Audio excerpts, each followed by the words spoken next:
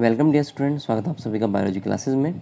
Dear student, basic detail हमने last video में discuss करी थी और इस वीडियो में हम डिस्कस करेंगे कंपोनेंट्स के बारे में। इकोलॉजी के कौन कौन से कंपोनेंट होते हैं। सबसे पहले डेफिनेशन हमने लास्ट वीडियो में डिस्कस करी थी। जो एनिमल के चारों ओर, ठीक है, एनिमल के जो चारों ओर पर्यावरण होता है, जो उसका आवरण होता है, ठीक है, उसकी स्टडी करना इकोलॉजी कहलाती है। यानी कि एनिमल और उसके पर्यावरण का अध्ययन करना ही क्या है, इकोलॉजी कहलाता है। ठीक है। नेक्स्ट, इकोलॉजी के अगर हम यहाँ पे बात करें कंपोनेंट की, तो इकोलॉजी को यहाँ पर दो डिवीज़न में डिवाइड किया गया है। तो जो डिवीज़न है उसमें इसको डिवाइड किया गया है। पहले डिवीज़न की बात करूँ यहाँ पर, तो फर्स्ट डिवीज़न है इकोलॉजी का एबायोटिक और सेकंड है यहाँ पर बायोटिक। फर्स्ट हो गया एबायोटिक और सेकंड जो है वो हो जाएगा बायोटिक। फर्स्ट वाला जो डिवीज़न है वो यहाँ पर नॉन लिविंग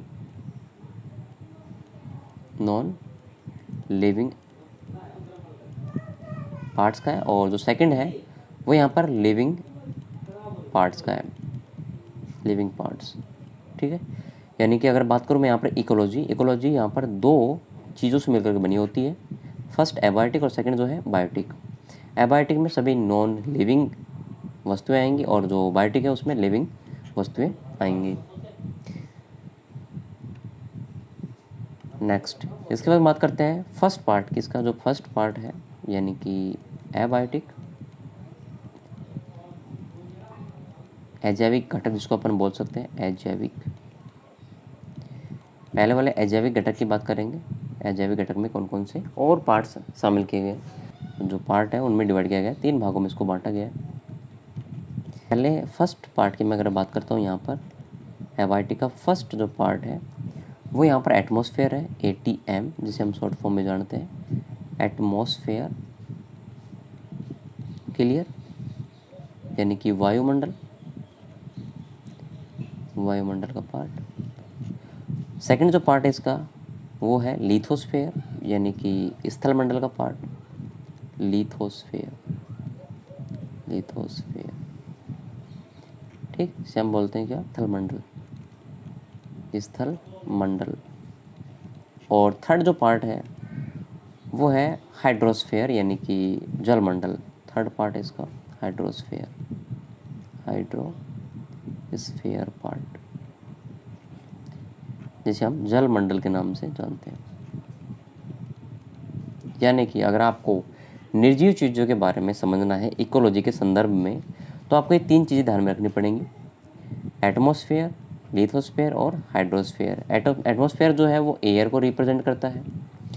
लिथोस्फेयर जो है वो अर्थ है, उसको रिप्रेजेंट करता है, ज़मीन को।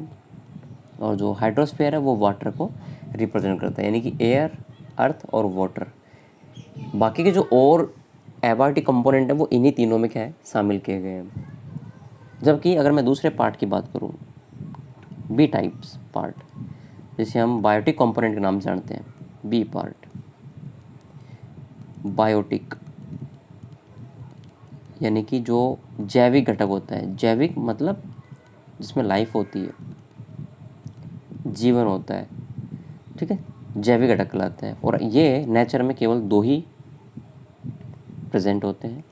पहला जो लिविंग यहाँ पे पार्ट्स है वो प्लांट का आता है और सेकंड जो है वो एनिमल्स का आता है।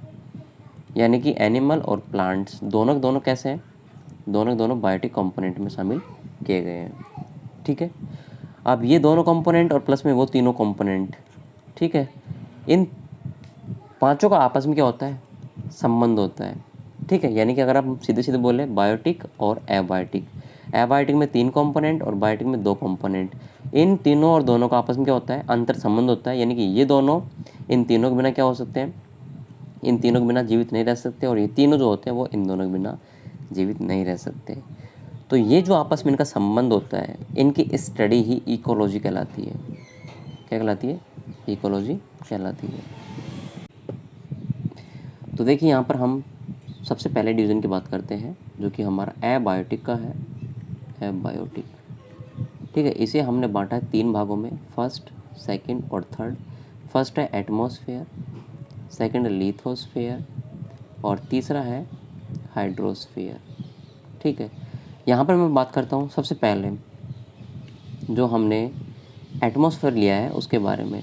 ठीक है, यानी कि फर्स्ट पार्ट एटीएम के बारे में, एटमॉस्फेयर के बारे में। एटमॉस्फेयर जो होता है वो एक गैसों का आवरण होता है, गैसेज। क्या होता है ये? गैसेज। लाइक अगर मैं बात करूँ यहाँ पर ये अर्थ है, तो इस अर्थ के चारों ओर, ठीक है, यहाँ पर आपको बहुत सारी गैसेज मिलेंगी। ठीक है, ये गैसेज जो होती हैं वो इस अर्थ के ऊपर प्रेजेंट, इस अर्थ के ऊपर प्रेजेंट जो लिविंग ऑर्गेनिज्म होते हैं ना, उनके जीवन के लिए क्या होती है? महत्वपूर्ण होती है। तो ये चारों ओर जो गैसों का आवरण है ना, यही कहलाता है क्या? एटमॉस्फेयर कहलाता है। तो डेफिनेशन क्या हो जाएगी इसकी?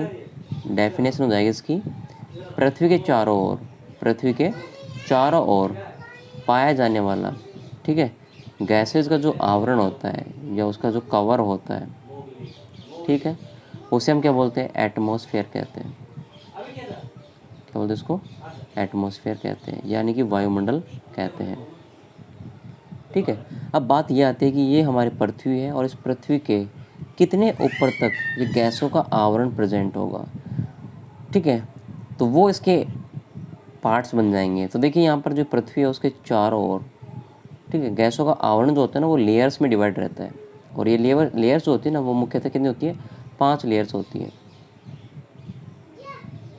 5 लेयर होती है। तो इसका मतलब क्या हो गया? जो एटमॉस्फेयर है उसे हम यहाँ पर 5 भागों में डिवाइड कर देंगे।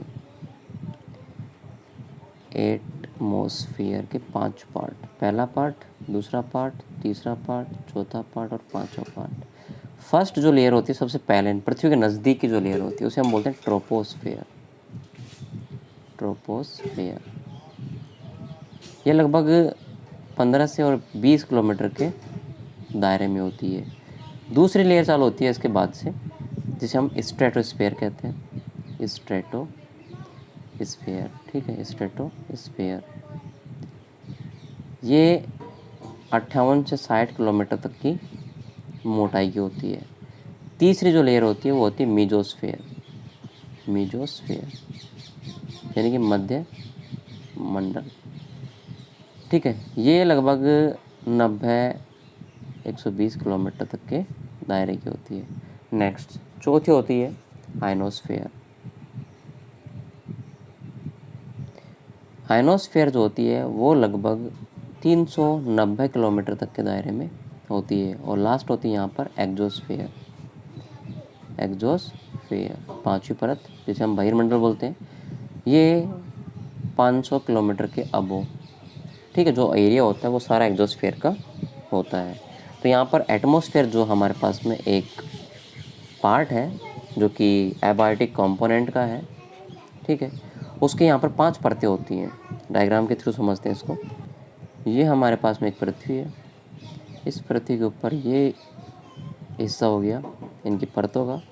पहला जो लेयर है वो इसके पास में होगी यहाँ तक की, इसे हम बोलते हैं फर्स्ट पार्ट, इसे हम बोलते हैं यहाँ पर ट्रोपोस्फेयर। ट्रोपो, ठीक है, शॉर्ट फॉर्म में लिख रहा हूँ यहाँ पे ट्रोपोस्फेयर।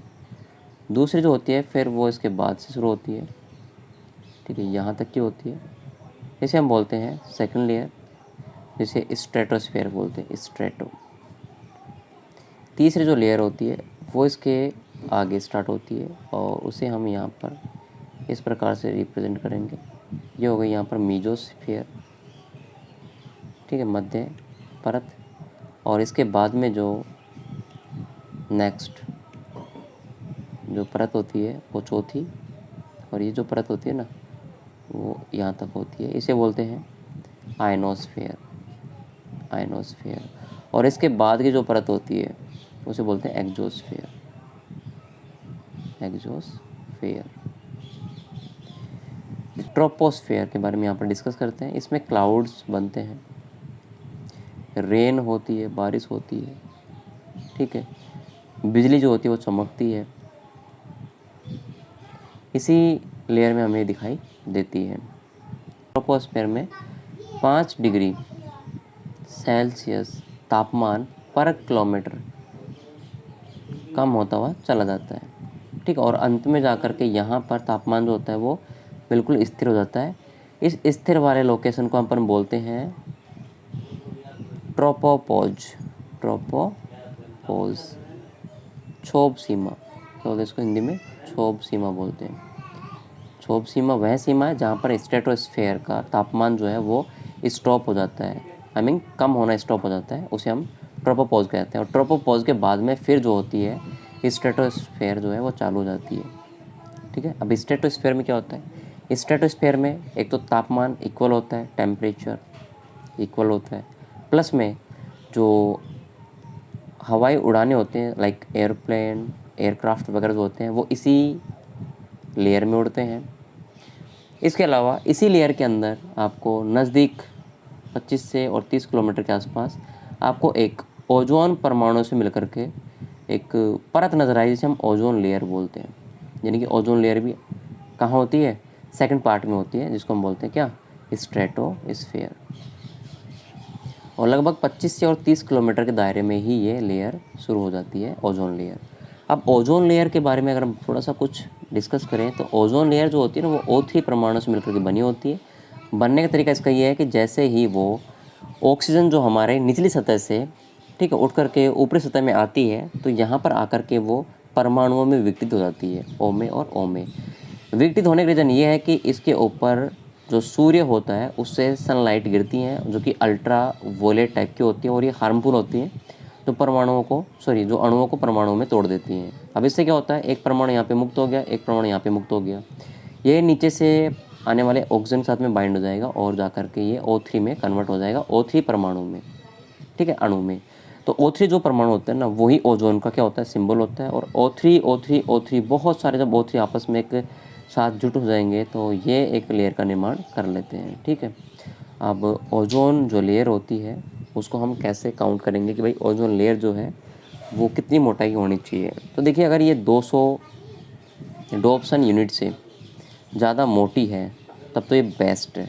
अगर 200 से नीचे रहती है, 180 डोप्सन से नीचे रहती है तो ये हार्मफुल होता है हमारे नेचर के लिए। अब डोप्सन क्या होती है, डोप्सन यहाँ पर यूनिट है जिससे हम काउंट करते हैं कि भाई ओजोन परत कितनी मोटी होती है। नेक्स्ट इसके बाद आता है मीजोस्फेयर। मीजोस्फेयर जो होता है वो मध्यस्थ सतह होती है, मध्यस्थ मंडल होता है। इसके बाद में आता है क्या, आयनोस्फेयर। आयनोस्फेयर में क्या होता है, आयनोस्फेयर में आयंस अलग अलग हो जाते हैं, लाइक पॉजिटिव और नेगेटिव सब अलग हो जाते हैं। और यहाँ पर सैटेलाइट जो होते हैं ना वो स्टेबलाइज किए जाते हैं, छोड़ी जाती हैं। और यहाँ पर सैटेलाइट होती हैं इन आयनों की हेल्प से रेडिएशंस को हमारे पृथ्वी तक भेजती हैं और उससे हमें जो कम्युनिकेशन होता है ना उसमें हेल्प मिलती है। लाइक जैसे कि टीवी की मैं बात करूँ, टेलीविज़न की, रेडियो की और टेलीफोन, ठीक है, इनमें सुविधाएं रहती है। लाइव टीवी का प्रसारण जो होता है वो इन्हीं सैटेलाइट की वजह से होता है, जिससे हमें दूर की वस्तुएं जो होती है वो सैटेलाइट के माध्यम से इन आयनों के वजह से, ठीक है, वो टीवी पे नज़र आती है।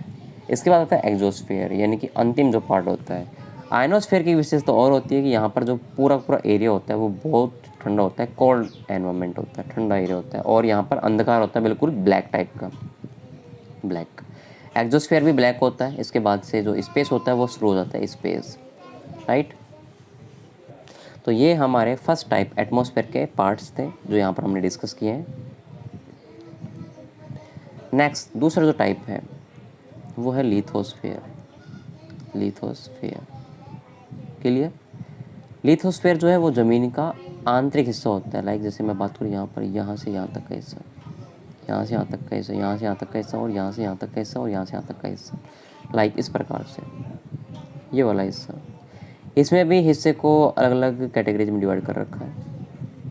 सबसे पहले जो पास की सतह होती है उसे बोलते हैं क्रस्ट, परपट्टी, जो भूमि वाला हिस्सा होता है। क्रस्ट के दो हिस्से होते हैं, एक होता है कॉन्टिनेंटल क्रस्ट, एक होता है ओशन क्रस्ट। यानी कि मैं यहाँ पर आपको समझाता हूँ इस प्रकार से। ये एक सतह है, इस सतह पे यहाँ पे पानी भरा हुआ है। पानी भरे हुए जगह पे अगर मैं नीचे यहाँ पर देखता हूँ तो ये मेरे को क्रस्ट नज़र आती है, सतह नज़र आती है, ठीक है। जबकि कॉन्टिनेंटल जो होता है वो इस सतह से ऊपर उठा होता है, ऐसे पहाड़ होते हैं, पर्वत होती हैं, लाइक पेड़ पौधे होते हैं, ज़मीन होती है, ठीक है, उसका ये हिस्सा। तो यहाँ पर भी सतह है और यहाँ पर भी सतह है, दोनों ही सतह हैं। और ये दोनों सतह जो होती हैं वो लिथोस्फीयर की ही क्या होती है, पार्ट होती हैं। यहाँ पर कॉन्टिनेंटल सतह है और यहाँ पर क्या है, ओशन सतह है। दोनों को मिलाकर के बोलते हैं क्या, क्रस्ट पार्ट बोलते हैं। इसके बाद से शुरू होता है यहाँ पर क्या, मेंटल। अभी क्रस्ट पार्ट जो होता है वो 100 किलोमीटर तक का क्या होता है, गहरा होता है, 100 किलोमीटर तक का। जबकि हमारे जो अंडरग्राउंड वाटर्स होते हैं वो लगभग 1500 फीट गहरे होते हैं, 1500 फीट गहरे होते हैं। ठीक है, यानी कि अगर हम बात करें तो लगभग 500 मीटर तक के क्या होते हैं, अंडर वाटर के पानी हम निकाल सकते हैं। इसके बाद में पानी जो होता है वो अवेलेबल नहीं होता है। नेक्स्ट फिर दूसरा जो पार्ट आता है वो आता है मेंटल का। मेंटल भी दो पार्ट में डिवाइड रहता है, अपर मेंटल और लोअर मेंटल। ठीक है, तो ये हो गया अपर और ये क्या हो गया, लोअर मेंटल।